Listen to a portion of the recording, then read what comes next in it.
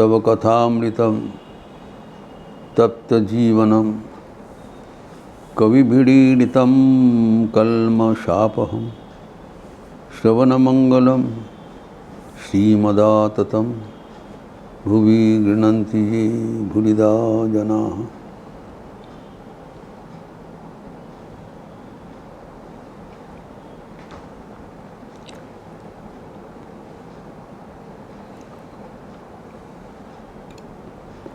बातचीत हो रहा था कि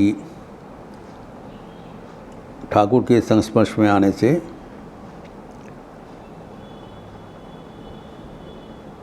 अनेक साधारण इंसान का काम भी अंतर्हित हो गए थे। तो काम कितने पराक्रमशाली है, कितने खतरनाक है, वो पहले समझने के लिए हम भगवद गीता का 3 अध्याय का आश्रय लिया था, यहाँ पर विस्तृत चर्चा है कि काम कैसे हमें ईश्वर से पृथक कर देते हैं। यह अलौकिक है, ईश्वर के स्वयं रचना है, ताकि हम प्रार्थना करते हुए, संग्राम करते हुए ये काम को हटाकर काम जीत होकर भगवान को प्राप्त करें। उसको उपाय स्वयं भगवान ही दे रहे हैं।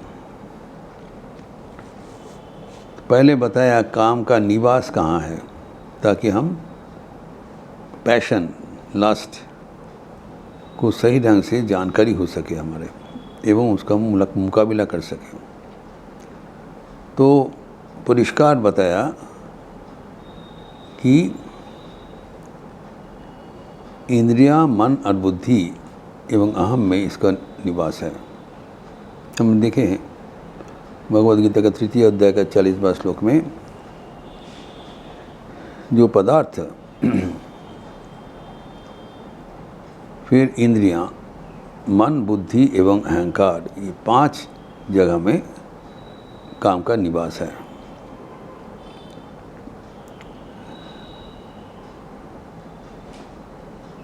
इंद्रियाणि मनोबुद्धि रस्याधिष्ठानम् उच्यते एतद्विमय इति एष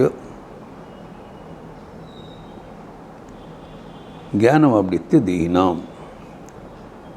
सो देह में रहने वाला जो देही है, जीवात्मा है, उसको ज्ञान को आवरण कर देते हैं, ज्ञान को देखने नहीं देते हैं। इसीलिए परवर्ती श्लोक में बताया, जो कि हम लोग चर्चा कर चुके हैं, कि तस्मात् त्वम् इंद्रियान् नादो नियम भरतर्षभ पापान प्रजय्यनम ज्ञान विज्ञान नाशनम।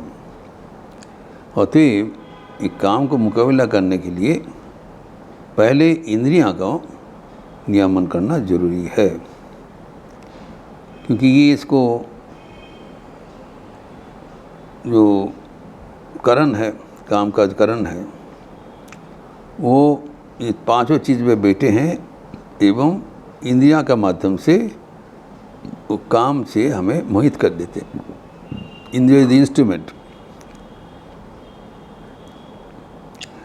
तो अभी ये 5 जगह में जो है बैठे हैं, तो ये तो बताया कि इंद्रिय को करो, लेकिन इसका विभाजन क्या है, व्हाट इज़ द हायरार्की, वो भी बता दिया। काम जो 5 जगह में है, सब जगह का अवस्थान एक नहीं है, बड़ा सुंदर ढंग से विश्लेषण किया। परवर्ती श्लोक में बताया 342, इंद्रियाणि परान्याहो इंद्रियेभ्यो परं मनः मनसस्तु परो बुद्धि जो बुद्धि परतस्तु सः। जो इंद्रियां है, इसको श्रेष्ठ कहलाया है। इंद्रियाणि परान्याहु किससे कहा है? इस शरीर से, पदार्थ से कहा गया है। इंद्रियाणि परानि आहु, पहले बता इंद्रियों में भी काम है कि लेकिन इंद्रियों से भी श्रेष्ठ है, उससे और भी शक्तिशाली है, जो शरीर से भी शक्तिशाली है इंद्रियां। तो इंद्रियां से शक्तिशाली है मन, मन से भी श्रेष्ठ है बुद्धि, बुद्धि से भी श्रेष्ठ है अहं। सो काम का आदि निवास है अहंकार में, समझना चाहिए। अहंकार से ये ईगो ये परिचालित हो रहा है, सबको परिचालित कर रहा है, अहंकार ही सबको परिचालित कर रहा है। काम का आदि निवास है, वहाँ पर बैठे हैं सूक्ष्म रूप में। स्थूल से सूक्ष्म में जाना पड़ेगा। शरीर हमारे स्थूल है, स्थूल शरीर, फिजिकल बॉडी। फिजिकल बॉडी के भीतर जो हमारी इंद्रियां हैं, पंच ज्ञानेंद्रियां, चक्षु कर्ण नासिका जीवा त्वक, यह सूक्ष्म है। इससे भी सूक्ष्म है हमारे अंतर इंद्रियां, मन, मन के भी सूक्ष्म है हमारे बुद्धि, बुद्धि से श्रेष्ठ सूक्ष्म है हमारा अहंग। यही इनका हायरार्की है, परंपरा है। तो स्थूल से हमें सूक्ष्म में जाना पड़ेगा। आखिर में वो अहंग में बैठे हैं, लेकिन उसको मुकाबला करने के लिए जो निदान दिया है, पहले इंद्रियों को दमन करे। लेकिन ये जानते हुए इंद्रिय का दमन तभी होगा, इंद्रियों का दमन होने से शरीर, वो जो विषय वो हमारे वश में आएगा। क्योंकि विषय के साथ अगर इंद्रिय का संयुक्ति ना रहे तो विषय रहने से हमारा कोई आपत्ति नहीं है, जानना पड़ेगा।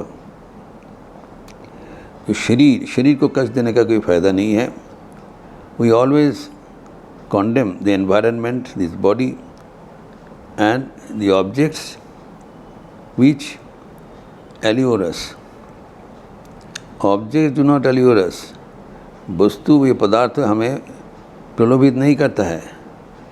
वस्तु जैसे पड़े रहेंगे, हमारी इंद्रियां प्रलोभित होते हैं। अगर इंद्रियां रहें उससे अलग रहें, कोई असुविधा नहीं है, कोई असुविधा नहीं है। तो इंद्रियों को, क्योंकि उससे सूक्ष्म है, वो विषय से इंद्रियां सूक्ष्म है, श्रेष्ठ है। इंद्रियां अगर स्वयं विषय से आसक्ति युक्त ना हो, विषय में कोई हानि नहीं पहुंच सकता है। अभी इंद्रियां को प्ररोचित करते हैं मन भी एक इंद्रियां है। हमारी एकादश इंद्रिया के भीतर 10 है बहिरिंद्रिया, 1 अंतर इंद्रिया। बहिरिंद्रिया हैं पंच ज्ञानेंद्रिया, पंच कर्मेंद्रिया। कर्मेंद्रिया मतलब जिससे हम कर्म करते हैं, हस्त पदादि, बाक पानी पाद पायुपस्थ। ये जो हस्त पदादि 5 इंद्रियां हैं, वाणी है, हाथ है, पैर है, 2 लोअर ऑर्गन्स है, इससे हम कर्म करते हैं। एवं 5 जो ज्ञानेंद्रियां हैं उससे हम ज्ञान आहरण करते हैं, चक्षु कर्ण नासिका जीवा त्वक। ये सूक्ष्म है, लेकिन इसके परे है हमारे एक अंतर इंद्रिया है मन। मनुष्य देखिए, जो ज्ञानेंद्रियां जो है, एक जो ज्ञानेंद्रियां हैं, सिर्फ उस विषय में वो सीमाबद्ध है। जो चक्षु है वो रूप देखते हैं, लेकिन वो कान में कुछ सुन नहीं सकता है। वो शब्द और स्पर्श में उसका कोई ज्ञान नहीं है। चक्षु सिर्फ दर्शन कर सकते हैं, कर्ण सिर्फ सुन सकते हैं। एक इंद्रियां एक विषय पर सीमाबद्ध है। लेकिन मन सारी इंद्रियां में फैले हुए हैं। मन के द्वारा ही सब इंद्रियां परिचालित हो रहा है। और एक देखिए, जिसे कहा गया है, अगर मन इंद्रियां से अलग है, इंद्रियां रहती हुई हमें कोई नुकसान नहीं है। जो हमारी इंद्रियां तो जब हम सो जाते हैं, जब मन निद्रित रहता है, तब इंद्रियां तो इंद्रियों के साथ जो विषय है उनसे संयुक्त होने पर भी उसका कोई नुकसान नहीं है। कान भी सुन रहे हैं, वो हमारा नाक भी सूंघ रहा है, तो उससे कोई हमारा फ़र्क नहीं है, कारण मन नहीं है।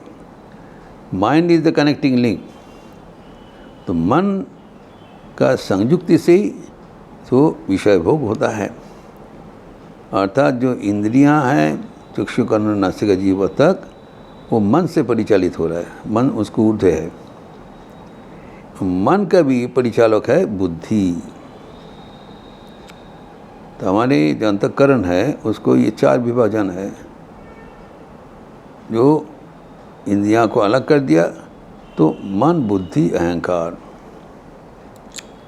तो मन को परिचालित करते बुद्धि, बुद्धि जैसे मन को नियंत्रण करेंगे, मन रहे ठीक है, अगर बुद्धि उसको कंट्रोल करे, नियंत्रित करे, तो मन का इंद्रिय से संयुक्ति से कोई हानि नहीं है।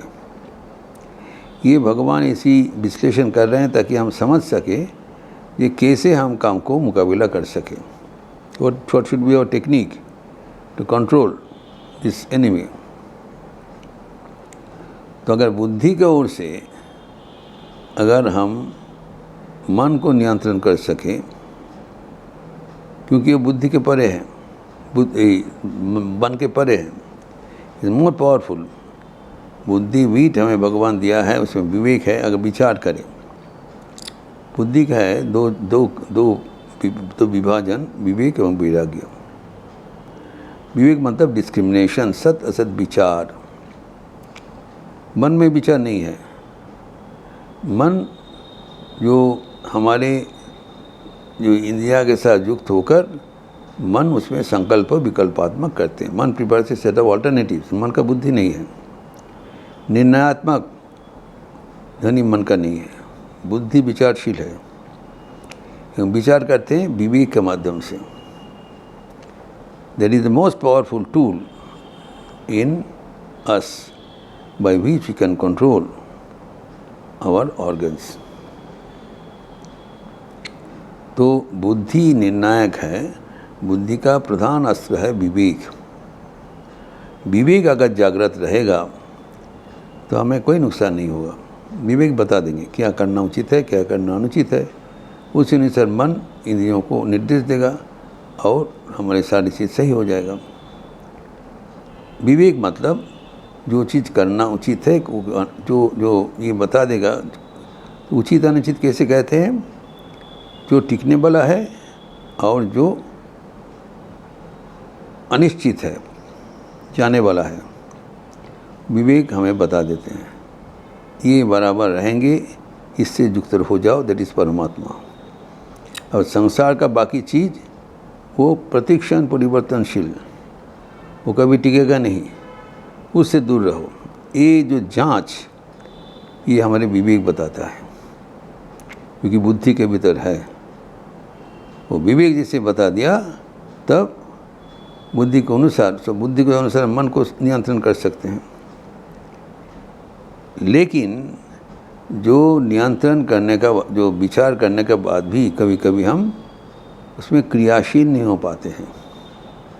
हम जानते हैं क्या करना उचित है, क्या करना अनुचित है, लेकिन उस समय हम उचित कार्य करने में असमर्थ हो जाते हैं, एवं जो अनुचित है वो भी कर लेते हैं। इसके दायित्व है हमारा अहंकार का, ईगो का। तो आखिर में ये जो परंपरा बताया, सबसे ऊपर में है ईगो, अहंकार स्वयं, उसके नीचे है बुद्धि, उसके नीचे है मन, उसके नीचे है इंद्रियां, उसके नीचे है हमारे शरीर या पदार्थ।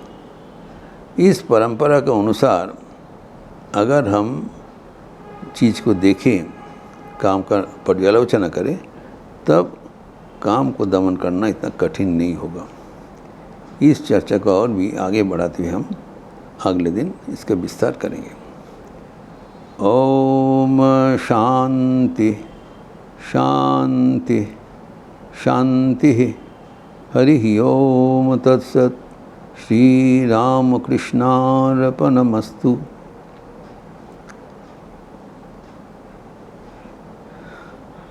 आप लोग सब अच्छा रहिए,